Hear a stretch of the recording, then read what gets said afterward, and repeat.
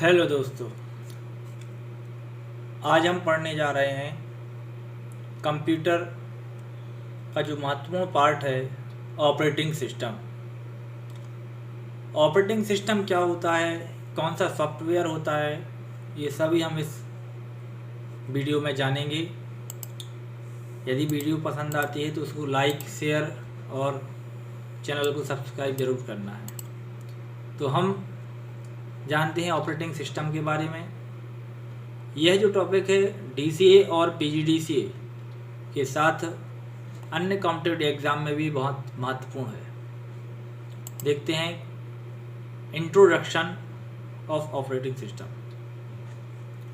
Operating system computer के system software का सबसे महत्वपूर्ण भाग होता है और यह कंप्यूटर पर कंट्रोल रखता है।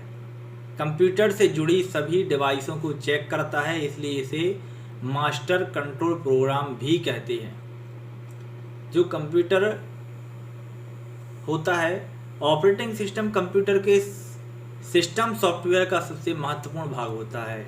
आपको जानकारी होगी कि हमारे जो सॉफ्टवेयर होते हैं वह 3 प्रकार के सॉफ्टवेयर होते हैं। एक सिस्टम सॉफ्टवेयर, एप्लीकेशन सॉफ्टवेयर और यूटिलिटी सॉफ्टवेयर, जिसमें से ये सिस्टम सॉफ्टवेयर का महत्वपूर्ण पार्ट होता है। ये सिस्टम सॉफ्टवेयर के अंतर्गत आता है।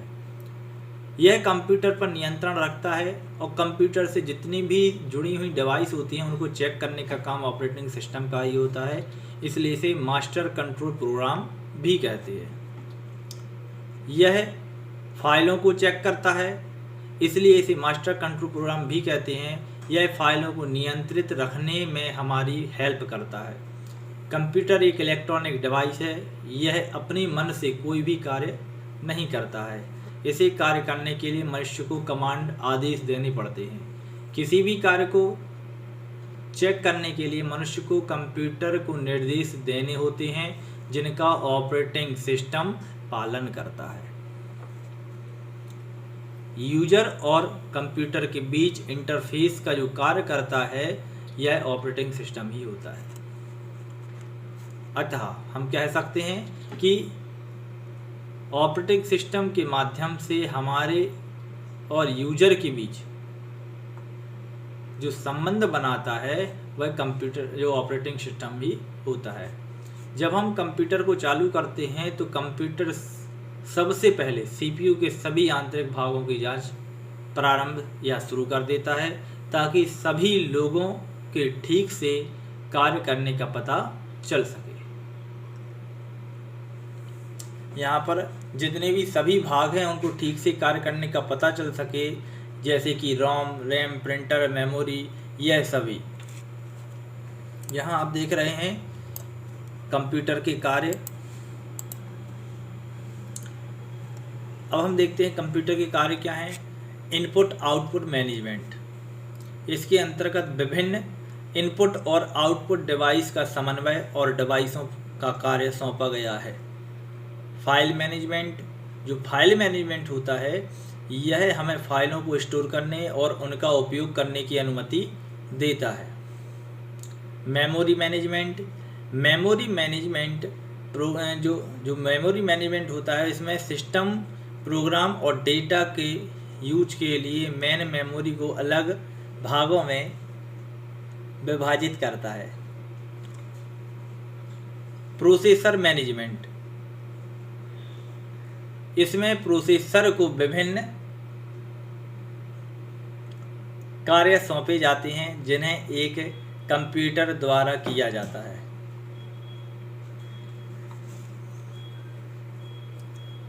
प्रोसेसर मैनेजमेंट जो पढ़ ही चुके हैं, इसमें प्रोसेसर को विभिन्न कार्य सौंपे जाते हैं जिन्हें एक कंप्यूटर द्वारा किया जाता है। मॉनिटरिंग एक्टिविटीज, कंप्यूटर विभिन्न एरर मैसेज को हमें दिखाता है कि हमसे क्या एरर हो रही है, वो हमें मैसेज के थ्रू बताता है। यह विभिन्न कमांड और निर्देशों के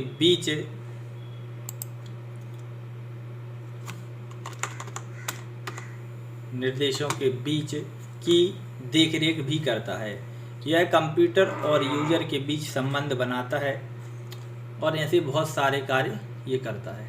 अब हम देखते हैं टाइप्स ऑफ ऑपरेटिंग सिस्टम कितने प्रकार के होते हैं, यह जानकारी हम इसमें देखते हैं। तो ये 5 प्रकार के होते हैं। Number 1 single user system, batch processing, multi programming, time sharing और मल्टी प्रोसेसिंग। ये सभी ऑपरेटिंग सिस्टम के टाइप होते हैं। सबसे पहले हम यहाँ देखते हैं single user system.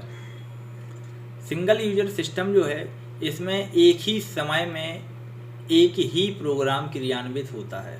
Single user system, batch processing, multi programming, time sharing और मल्टी प्रोसेसिंग, ये सभी ऑपरेटिंग सिस्टम के टाइप होते हैं। सबसे पहले हम यहाँ देखते हैं single user system. Single user system जो है, इसमें एक ही समय में एक ही प्रोग्राम क्रियान्वित होता है।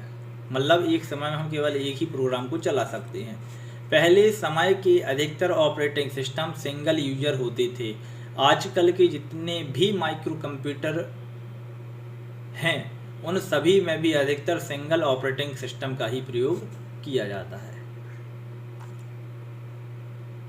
इसके बाद सेकेंड आता है आपका मल्टी प्रोग्रामिंग।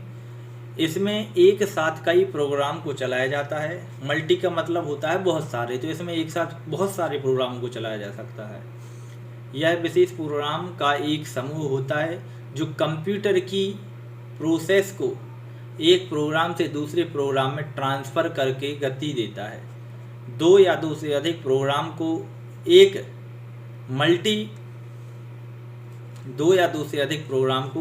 एक समय में एक ऑपरेटिंग सिस्टम पर चलाना मल्टी प्रोसेसिंग कहलाता है। मल्टी प्रोसेसिंग क्या कहलाएगा? दो या दो से अधिक प्रोग्रामों को एक समय में एक ऑपरेटिंग सिस्टम पर चलाना ही मल्टी प्रोसेसिंग कहलाता है। एक मल्टी प्रोसेसिंग सिस्टम के लिए निम्न हार्डवेयर और सॉफ्टवेयर की आवश्यकता होती है। लार्ज मेमोरी और आपके मेमोरी प्रोटेक्शन और प्रॉपर जॉब मिक्सिंग, इन तीनों की आवश्यकता होती है। थर्ड हम देखते हैं मल्टी प्रोसेसिंग। इसमें अलग अलग भिन्न भिन्न प्रोग्रामों के निर्देश एक ही समय में एक से अधिक प्रोसेसर के द्वारा क्रियान्वित किए जाते हैं। इसमें जो मेन मेमोरी होती है, इसमें सीपीयू, इसमें एक से अधिक सीपीयू जुड़े होते हैं, प्रोसेसर जुड़े होते हैं, यूनिट से जुड़ी होती हैं। और इसमें यदि एक सीपीयू खराब भी हो जाता है तो दूसरा सीपीयू उसके वर्क को कर सकता है। इनपुट और आउटपुट तथा प्रोसेसिंग क्षमताओं के बीच तालमेल स्थापित करने का कार्य ही ऑपरेटिंग सिस्टम करता है। एक सीपीयू खराब होने पर कार्य दूसरे सीपीयू के द्वारा किया जाता है। फोर्थ देखते हैं बैच प्रोसेसिंग। बैच प्रोसेसिंग के माध्यम से प्रोग्राम को क्रियान्वित किया जा सकता है। इसका प्रयोग विभिन्न डाटा प्रोसेसिंग सेंटर पर कार्यों को चालू करने के लिए किया जाता है।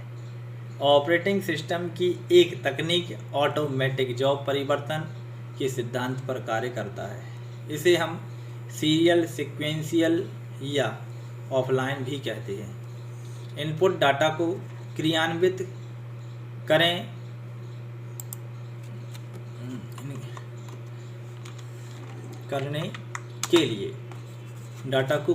करने के लिए ऑपरेटरों को हस्तक्षेप की आवश्यकता नहीं होती है। Time sharing operating system. Time sharing या मल्टी प्रोसेसिंग का लॉजिकल एक्सटेंशन है। ये जो टाइम शेयरिंग है, मल्टी प्रोसेसिंग का लॉजिकल एक्सटेंशन है। सीपीयू स्विचिंग द्वारा मल्टीपल प्रोग्राम को क्रियान्वित मतलब चलाने के लिए यूज किया जा सकता है, परंतु इन स्विचों के माध्यम से यूजर प्रत्येक प्रोग्राम के साथ व्यवहार बना सकता है, इसके साथ तालमेल बैठा सकता है, सामंजस्य बना सकता है। टाइम शेयरिंग सिस्टम में प्रत्येक एक्शन और कमांड बहुत छोटा होता है। इस प्रकार के सिस्टम का हस्तांतरण एक यूजर से दूसरे यूजर को होता है, तो प्रत्येक यूजर उस सिस्टम पर होने वाले कार्य द्वारा यह प्रभाव डालता है कि यह सिस्टम सिस्टम है, उसका स्वयं का सिस्टम है, टाइम शेयरिंग सिस्टम का विचार व उसका परीक्षण